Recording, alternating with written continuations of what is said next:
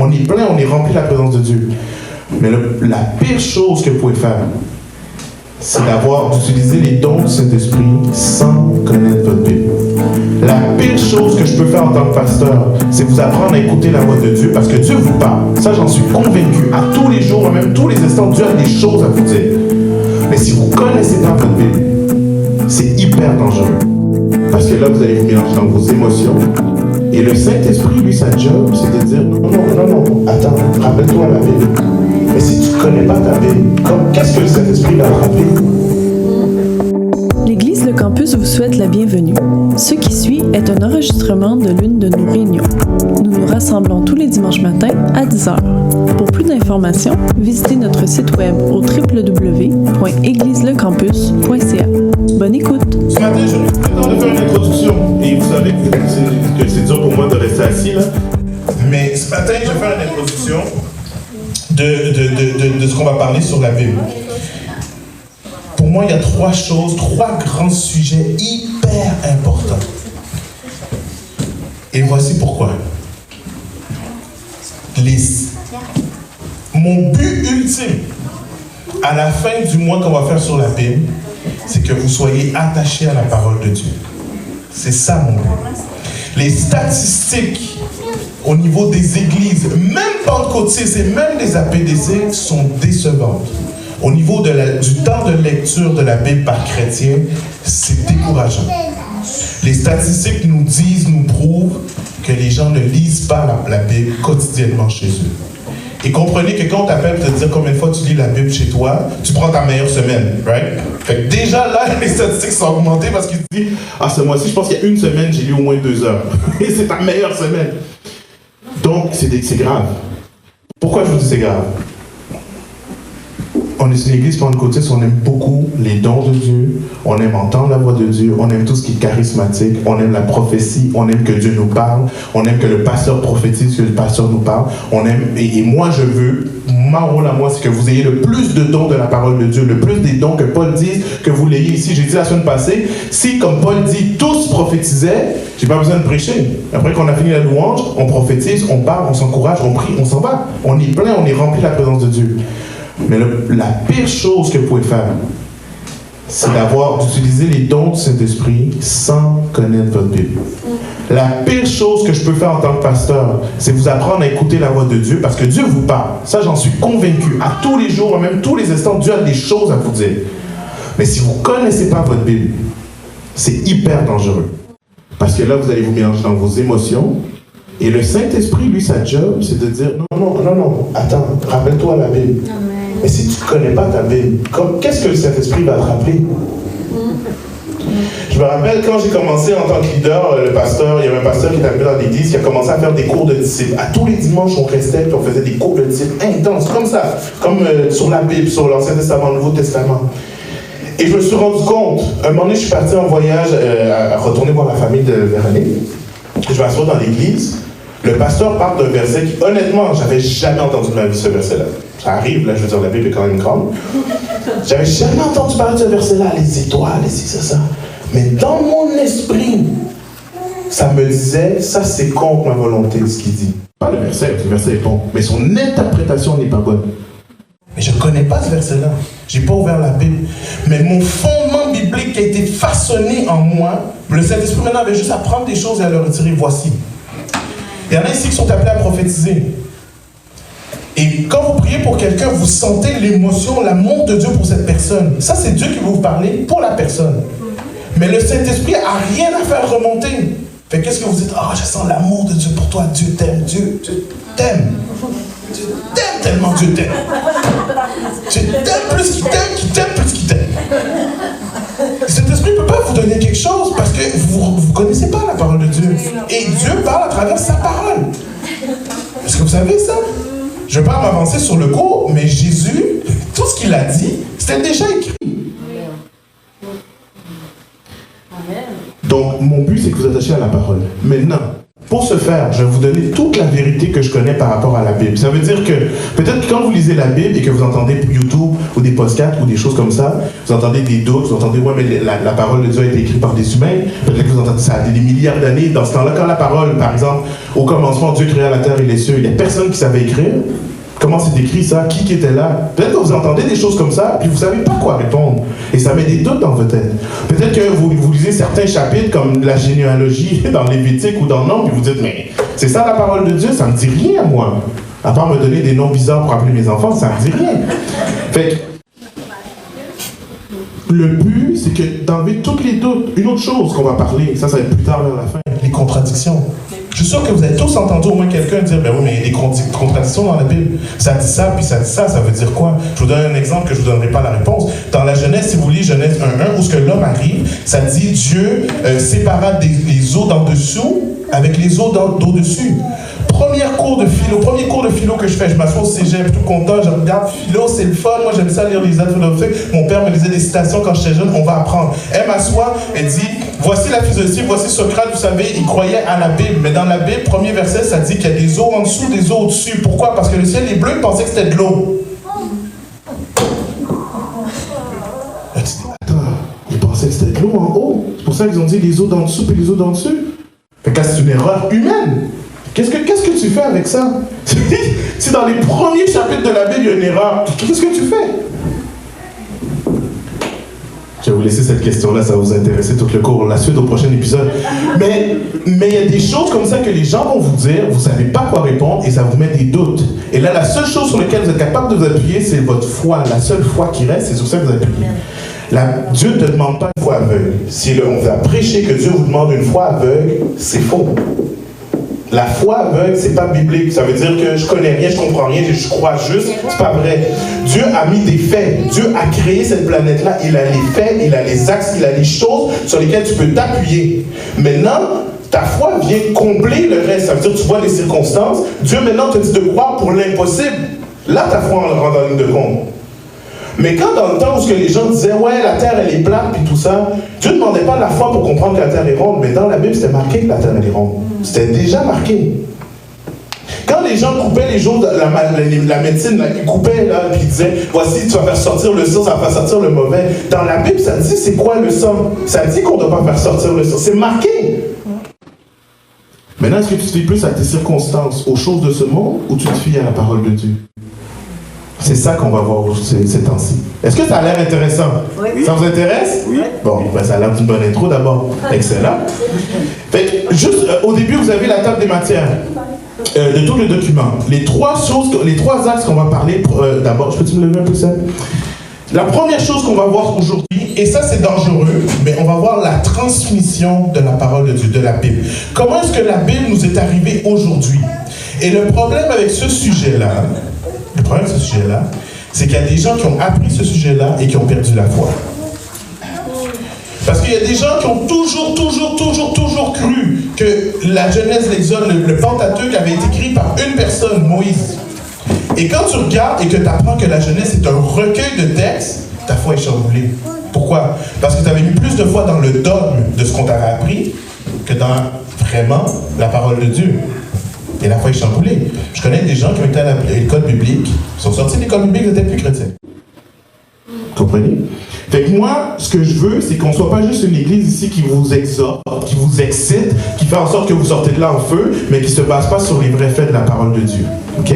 Fait que la première chose qu'on va voir, c'est la transmission de la parole. Comment la parole nous est arrivée 2000 ans, 3000 ans plus tard? Comment est-ce qu'on a maintenant notre Bible qu'on a ici? Comment ça s'est passé? Quand vous allez entendre ça, vous allez être très surpris. Il y a des choses que vous allez dire, ah oui, ah ouais, mais si c'est ça, comment on fait pour croire à la Bible d'abord? C'est là qu'on va arriver dans le point B de ça, où ce que je vais vous dire, comment est-ce qu'on a choisi les recueils qui sont dans la Bible? Pourquoi tel livre est dans la Bible et tel autre livre qui avait été écrit à la même époque n'est pas dans la Bible? C'est quoi les choses qui a fait que le Saint-Esprit a gardé sa parole depuis le début jusqu'à la fin? Parce qu'il y a des choses, des faits, pas juste par la foi. Ah oui, mais c'est la foi, le Saint-Esprit a gardé. Non, il y a des faits véridiques qui démontrent comment le Saint-Esprit a gardé sa parole du début jusqu'à la fin. Je vais vous parler de ça. Ensuite de ça, je vais vous parler. Puis là, pour vous parler de ça, une fois que vous allez voir ça, peut-être vous allez être chamboulé. Je vais vous parler de l'inspiration des auteurs de la Bible. Parce qu'on vous a peut-être appris que la Bible descendait directement de Dieu. Peut-être que vous ne direz pas, mais inconsciemment, dans le fin fond, vous vous dites que les gens étaient comme genre dans une genre de transe, là. Ils étaient possédés par l'esprit, puis ils ont écrit. Comme ça vient directement de Dieu, puis il n'y a pas d'erreur. Mais c'est pas ça qui s'est passé. Il y a des religions qui vont vous dire, la Bible avait tellement d'erreurs, la façon dont ça a été écrit, qu'il y a un ange qui est venu et qui a donné cette parole-là, et maintenant cette parole-là, elle est vraie. Il y a des religions qui pensent ça, mais ce n'est pas l'état de la Bible. Il y a d'autres personnes qui vont dire, oui, il y a un seul homme qui a reçu toute la révélation, ce qu'il a écrit, là je parle d'autres religions, je ne parle pas de la Bible, mais ce qu'il a écrit, ça vient de Dieu, et voici.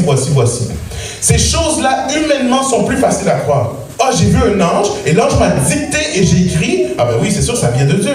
C'est plus facile à croire humainement. Mais c'est pas comme ça que Dieu a choisi de construire sa parole, de construire la Bible, de construire le mode d'emploi qu'il nous a laissé. C'est pas comme ça qu'il a choisi de le faire.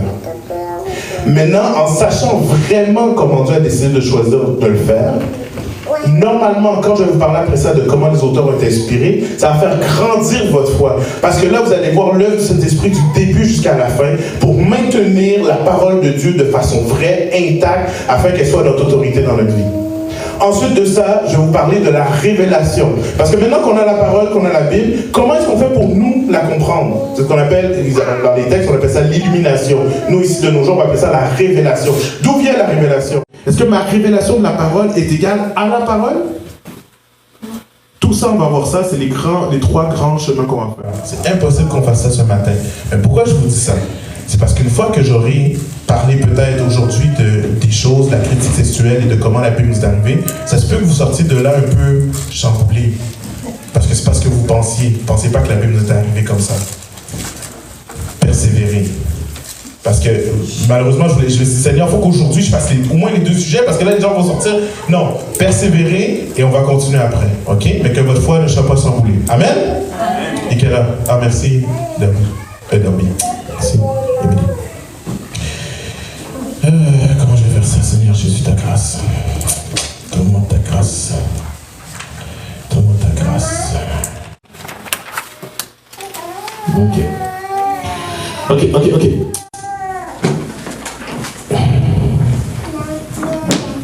Donc, pas ce que je vais faire. Je vais faire juste l'intro. Ok. On va commencer par ça. La Bible n'est pas un livre historique. Le but de la Bible, ce n'était pas de raconter l'histoire de la planète Terre et des peuples. Ce n'est pas ça. Ce n'est pas un livre historique. Ce n'est pas comme quand vous allez dans votre cours d'histoire, il y a un cours d'histoire, les dates, les faits, c'est pas ça. La Bible n'est pas un livre scientifique. Le but, ce n'est pas d'écrire des découvertes scientifiques. La Bible est un livre circonstanciel. Qu'est-ce que ça veut dire? Le but, et ça, vous allez trouver ça dans les premières pages. OK? La première page. Le but de la Bible, c'était de raconter quelque chose. Le but de la Bible, c'était de raconter quelque chose. La preuve. Quand vous commencez un livre, quand vous lisez un livre, la première chose que vous voyez d'habitude, c'est quoi? Qui a écrit le livre? Right? Même dans les évangiles, même dans les psaumes, ça veut dire, ceci est un psaume 2. Au début des évangiles, ça veut dire, cet évangile-là a été écrit, et moi, après avoir fait des recherches, comme Luc, j'ai décidé d'écrire cet évangile-là. Lorsque la Bible commence, elle commence directement à raconter l'histoire. La première mention que la Bible fait de qui écrit la parole, on va remonter jusque dans l'Exode, le 2e livre. Lorsque Moïse, vous connaissez l'histoire, lorsque Moïse est en face d'un peuple qui vient attaquer le futur peuple d'Israël, qui vient attaquer les Juifs, et Moïse monte sur la montagne, et quand Moïse prend son bâton, Dieu lui dit, monte sur la montagne, prends ton bâton. Quand il lève les mains dans les airs, le peuple d'Israël se bat et a la victoire. Quand ses mains baissent, le peuple d'Israël recule. Alors, il y avait Aaron et Josué qui étaient là, qui tenaient ses bras dans les airs jusqu'à la fin de la soirée pour que l'ennemi soit abattu au complet, jusqu'à temps qu'ils aient gagné. Vous vous rappelez de ça? Au moment où il a eu cette victoire-là, merci chérie, Dieu va dire à Moïse, maintenant, écris ce que tu viens de vivre. Écris ce que tu as vu. C'est la première fois qu'on voit la mention d'écrire. Et dans tout le reste de la Bible, surtout dans l'Ancien Testament, vous allez toujours voir les gens, Dieu qui va, premièrement, c'est Dieu qui s'approche des gens et qui va dire maintenant, consigne par écrit. Écris ce que tu as vécu. Écris sur des tablettes. Écris les lois que tu as reçues. Écris les principes. Écris la prophétie que tu as reçue. Il y a des prophètes qui ont prophétisé pendant 25 ans et après Dieu a dit, prends tout ce que tu as écrit maintenant et fais-le et mets-le par écrit. Rédige-le. Donc la parole elle-même, elle le dit que c'est des auteurs humains qui ont écrit la parole. Nulle part dans la parole, c'est marqué que le doigt de l'Éternel a écrit des mots. Non, nulle part. C'est toujours, Dieu a dit à un homme d'écrire son histoire, ce qu'il a vécu, tout ça. Ça vous chamboule déjà? Ça va? Non? Les seules places où ce qu'on voit, là c'est des parenthèses, les seules places où on voit ce que Dieu vraiment a écrit, les tablettes de la loi, les premières tablettes de la loi que Moïse a eues, c'est le doigt de Dieu qui l'a écrit. Et Moïse, qu'est-ce qu'il a fait quand il arrive en bas de la montagne? Il les casse, il les jette. Incroyable. Oh, Moïse, franchement. C'est comme tes enfants qui disent, c'est précieux ça. Et après ça, Dieu lui dit de réécrire les lois. C'est Moïse qui les réécrit sur une tablette. C'est plus Dieu. Tu as écrit une fois. C'est comme avec les enfants, je te dis une fois. Tu as écrit une fois, c'est fini. Après, c'est Moïse qui les réécrit. Et il écrit sur des tablettes. La transmission de la parole de Dieu. Les gens vont vous dire, ouais, mais au début, les gens ne savaient pas écrire. C'est vrai. La première transmission des récits et des choses de la parole de Dieu était faite de façon orale. La première tradition, les premiers textes qui ont été écrits, vous l'avez dans la première page, c'était la transmission orale. Maintenant, jusqu'aujourd'hui, si vous allez dans certaines tribus, il y a des coutumes et des choses qui sont véhiculées de façon orale. À cette époque-là, il n'y avait pas d'Instagram, il n'y avait pas de YouTube, les gens étaient capables de retenir des choses. Okay? Il n'y avait pas d'Internet, maintenant on est moins capable de retenir. J'entends des crayons, si ça ne marche pas, dites-le, Jimmy va vous donner un nouveau crayon, parce que c'est des crayons neufs et des fois ils ne fonctionnent pas, ils sont restés trop longtemps dans la boîte. Donc la transmission orale. Et la transmission orale a duré et c'était répété de père en fils. C'était appris de façon en chanson ou en texte. Et les gens pouvaient réciter ce que nous on appellerait des pages de texte de façon orale. Parce que c'était répété depuis le jeune âge. Répété et répété et répété. C'est la transmission orale. C'est la première façon que les choses ont été transmises. Avant qu'on ait la transmission par écrit. Et le mode de transmission par écrit, parce que lorsque Moïse arrive, et il vient d'Égypte, et Moïse a appris à écrire en Égypte, dans ce temps-là, on écrivait sur quoi? Des tablettes. Des grosses pierres, des tablettes, et soit on les gravait, ou encore plus tard, on va mettre de l'argile qui va être molle, on va prendre un stylet, on va écrire sur l'argile, on va le mettre dans le four, on va le mettre au feu, et ça va durcir, et voilà, on a des tablettes. Okay? Donc d'abord, c'est écrit par des tablettes, et ensuite, c'est écrit sur des parchemins. Le parchemin arrive beaucoup plus tard, mais Jésus, lorsqu'il a lu la Torah, lorsqu'il a lu la Bible, il n'a pas lu sur des tablettes. Il a lu sur du papyrus, ok? Et après ça, plus tard, on va prendre des peaux de moutons, des peaux d'animaux, et on va écrire sur ces peaux-là. Et après ça, on va les mettre en rouleau. Plus tard encore, on va appeler ça des parchemins. Plus tard encore, beaucoup plus tard encore, on va mettre ça sous forme de rouleau et après ça sous forme de codex. Les codex, c'est comme des livres. C'est-à-dire qu'on prenait des peaux, on les mettait une par-dessus l'autre, on les reliait ensemble. C'était l'ancêtre du livre. Okay? Mais ça a duré pendant des années jusqu'à l'invention, des décennies, des centaines d'années jusqu'à l'invention du papier.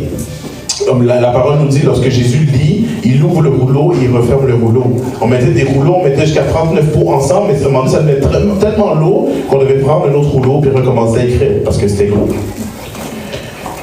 Maintenant, pourquoi je vous dis ça? C'est que ce qu'on a de nos jours, ce qu'on a retrouvé, ce qu'on a réussi à trouver dans ces fragments de texte-là, il n'y a plus aucun des écrits originaux. Il n'y en a plus. Il n'y a plus aucun des textes originaux qu'on retrouve jusqu'à maintenant. On est 3000 à 4000 ans plus tard. Il n'y a aucune peau de mouton qui t'offre aussi longtemps. Encore moins les tablettes. Donc, on n'a pas les textes originaux. Si quelqu'un vous dit, oui, mais la Bible, c'est des copies, c'est vrai. C'est vrai. On n'a aucun des textes originaux présentement. Maintenant, vous allez voir ça à la page 4. Ce qu'on a fait, c'est qu'on appelle ça la critique textuelle. Ça veut dire que tout ce qui a été retrouvé au fil des derniers 1000 ans, ou des 2000 ans, des 3000 ans qu'on a vécu, tout ce qui a été retrouvé, on les prend, et c'est toujours des fragments abîmés, c'est toujours des parties, c'est toujours des morceaux. Et il y a ce qu'on appelle la tradition intellectuelle, où on prend les différents fragments pour les mettre ensemble et voir qu'est-ce que ça nous donne. Okay? Je vous donne un exemple. Les plus anciens manuscrits hébreux qu'on a retrouvés, les plus anciens qu'on a retrouvés, datent de 150 ans avant Jésus-Christ. Les plus anciens, les plus vieux, sont les papyrus de Nash, ils sont conservés, datent de seulement 150 ans avant Jésus-Christ. Seulement 150 ans. Vous avez le code d'Alep, qui est le plus, la partie la plus ancienne de l'Ancien Testament. Elle date de 1910. Ça veut dire que ça a été écrit dans le coin de 1910-1930. Le manuscrit le plus complet qu'on a trouvé de la Bible, le plus complet, date de l'an 1000 à 1009. Ça veut dire que ce n'est pas l'original de 2000 ans avant Jésus-Christ. C'est quelque chose en datant le papier, en datant la peau, en datant ce qu'on a trouvé, on pense que ça a été écrit dans l'an 1008-1009. Et on a les manuscrits de Qumran.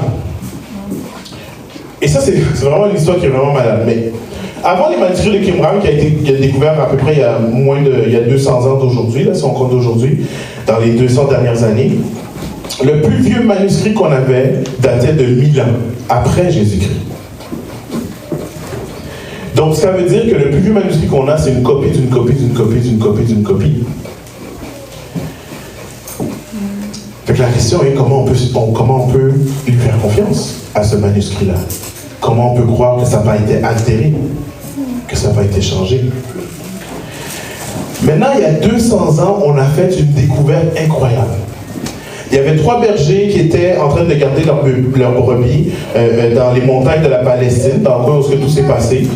Et il y a un berger, ils sont arrivés devant une grotte et ils avaient peur qu'il y ait un animal là-dedans qui pourrait sortir manger leurs brebis. Qu'est-ce qu'ils ont pris? Ils ont pris une pierre et ils l'ont lancée dans la grotte. Alors qu'ils lancent cette pierre dans la grotte, ils entendent un bruit de vase qui casse. Le bruit que tu peux entendre quand tu as des enfants à la maison. Ils disent, c'est quoi cette affaire-là? Ils ne s'attendaient pas à ça. Ils rentrent dans la grotte et ils ont découvert des vases avec des rouleaux dans les vases. Et ces vases-là, quand on a ouvert et qu'on a fait l'étude et ça c'est en 1947, donc moins de 200 ans, on a découvert que ça datait du 2e siècle après Jésus-Christ. C'était vieux. Et dans ces rouleaux-là, on a trouvé tous les livres sauf le livre d'Esther. Pourquoi le livre d'Esther? Il n'y a rien de sexiste là-dedans, peut-être qu'il avait été détruit. Donc, c'est des gens qui avaient, pour éviter une attaque de la ville ou que les ennemis détruisent les rouleaux, quoi que ce soit, ont pris les rouleaux et toutes les cachés dans une grotte. Et ça a été scellé là, c'est resté là pendant des milliers d'années. Et on a trouvé là-dedans plusieurs copies de plusieurs manuscrits de la Bible. Il n'y avait pas juste une copie de chaque livre, mais il y avait plusieurs copies de chaque livre. Et alors qu'on a étudié ces copies-là, ces manuscrits-là, c'est là qu'on a compris à quel point le travail des scribes qui écrivaient la Bible était presque parfait. Pourquoi? Le plus vieux texte qu'on avait datait de l'année 1900, je vous l'ai dit tantôt, datait des années 1800, 1008, 1009. Et on a pris ça et on l'a comparé avec des textes qu'on a trouvés en 1947, des copies. Et par exemple, on a pris le livre d'Élie. On a pris le livre d'Élie, on l'a étudié, parce que on est encore en train d'étudier ces textes-là tellement il y en a. On l'a étudié mot par mot, lettre par lettre. Il n'y avait pas de ponctuation, on a tout étudié ça. Et on s'est rendu compte qu'entre les deux copies, séparées de milliers d'années, de 1000 années, il y avait très très peu d'erreurs. Il y avait des erreurs d'écriture qui ne changeaient pas du tout le sens de ce qui était écrit. Des erreurs très minimes. Et c'est là qu'on a compris que la parole, la Bible, a été conservée des années en faisant des copies, mais que le travail qui a été fait, qui était monumental de copier la parole de Dieu, était fait d'une façon presque parfaite. Presque parfaite. Je vous explique comment. Et je pense que je devrais terminer ça avec ça parce que le temps a passé. Mais je vais arriver là au moins pour que vous ne soyez pas trop découragés en sortant d'ici. Lorsque les scribes, que leur travail c'était d'écrire la parole de Dieu, de recopier la parole de Dieu pour la distribuer sur des, comme je l'ai dit, d'abord sur des pots, puis après ça sur des, etc. Ils avaient une façon de travailler de façon, pour que ça soit fait de façon incroyable. Et ce qu'ils faisaient, parce qu'ils avaient tellement un respect pour ce qui venait de la parole de Dieu, que lorsqu'ils écrivaient, à chaque fois qu'ils devaient écrire le mot Dieu, le mot Yahweh, le mot Jéhovah, à chaque fois qu'ils devaient l'écrire, ils déposaient leur crayon, ils écrivaient le mot, ils déposaient leur crayon, ils allaient laver leurs mains, ils lavaient leur stylo, ils revenaient et ils écrivaient Yahweh. Parce que le nom de Dieu est saint.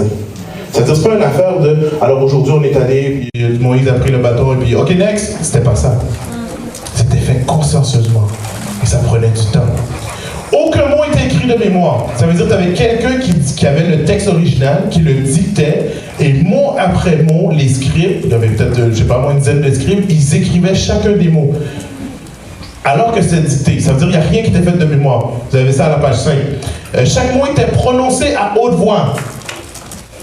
Au commencement, Dieu. Tout le monde répète. Au commencement, Dieu. C'était répété. Ça veut dire, si tu n'as pas compris, au commencement pieux. Non, non, c'est pas ça qu'on a dit. Chaque fois qu'ils prenaient le moment, comme j'ai dit, ils allaient se nettoyer. Les parchemins étaient, écoutez bien, vous écrivez sur de la peau, ça prend des heures. S'il y a une erreur qui est trouvée dans le parchemin, poubelle. On jette tout le parchemin. Pas la page, pas liquid paper, page efface, contrôle delete. On prend tout, tu recommences. Crois-moi, quand ça t'arrive une fois, tu fais attention. Non seulement ça, pour double vérifier que le parchemin était correct, une fois que c'était écrit, on le prenait, on comptait chaque lettre qui était écrite sur le parchemin. On comptait les lettres, on comptait chaque lettre. Si le nombre exact de lettres n'était pas le même que le document original, poubelle. Ça, c'était les règles que les scribes s'étaient mis afin que la parole de Dieu soit copiée et distribuée sans aucune erreur.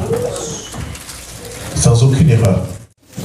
Et dans le fond, je vais finir avec ça parce que je vais essayer de vous parler. On a les faits de chaque groupe de personnes qui a touché à la parole de Dieu.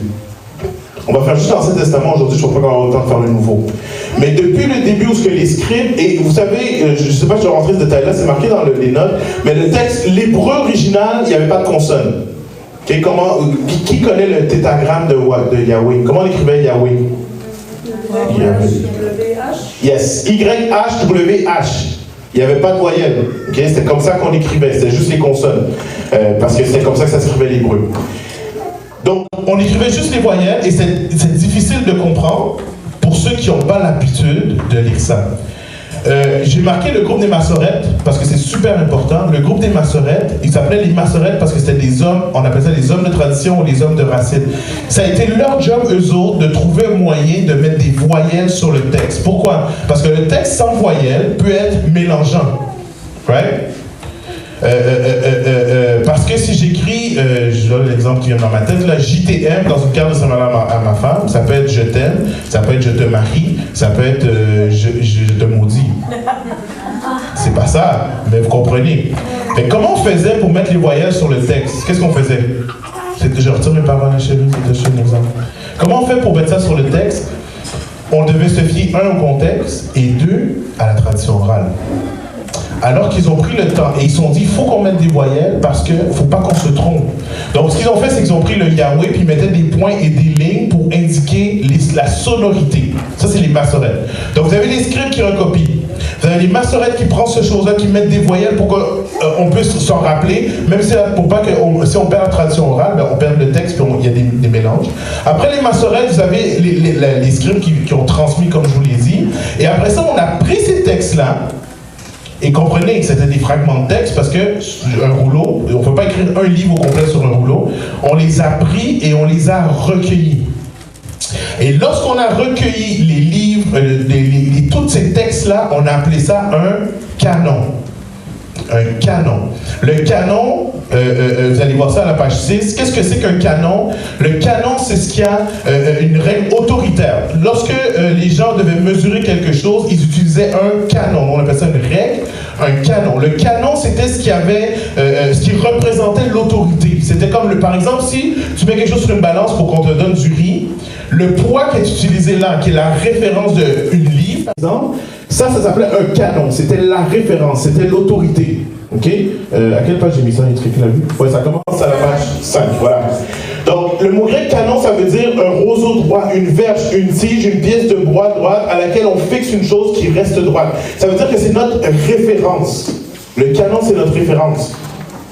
Que ce soit pour mesurer un poids, que ce soit pour mesurer une ligne pour un charpentier, que ce soit mesurer l'auteur des jeux. Et on a appelé ça le canon pour dire que par extension, la parole, ça veut dire le rassemblement des écrits va former le canon, va être canonique, ça veut dire que ça va devenir la base, ça veut dire le standard, ça veut devenir, ce qu'on rassemble là, c'est authentique, c'est véridique et ça a un poids d'autorité. On appelle ça le canon. OK? Donc, on a pris tout ce travail-là que je vous ai dit, on les a mis ensemble. Et on a créé la première Bible, si vous voulez. Parce que dans le fond, les Juifs avaient, je ne vais pas rentrer là-dedans, mais les Juifs avaient trois façons de voir. Ils avaient la Torah, qui est le Pentateuque, qui est les 5 premiers livres, qui est la loi. Il y avait les prophètes, il y avait les livres ou les écrits. Okay? Quand on a pris ça, tout ça dans le temps, et c'est juste dans le temps de Jésus, on a mis tout ça, on l'a traduit pour la première fois en grec, parce que c'était la loi de commerce en grec, et on a appelé ça la première Bible, le premier recueil, on a appelé ça la Septante. Si vous ne l'avez pas, si vous ne voyez pas, écrivez-le, c'est super important.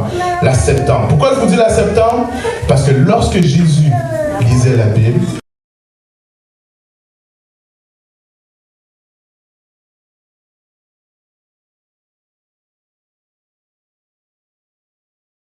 Testament traduit en grec.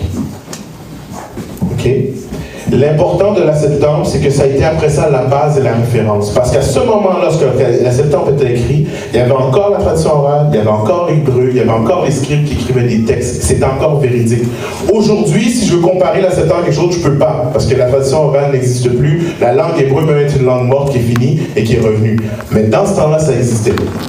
OK? Je vais m'arrêter là. Nous sommes heureux d'avoir pu partager ce moment avec vous.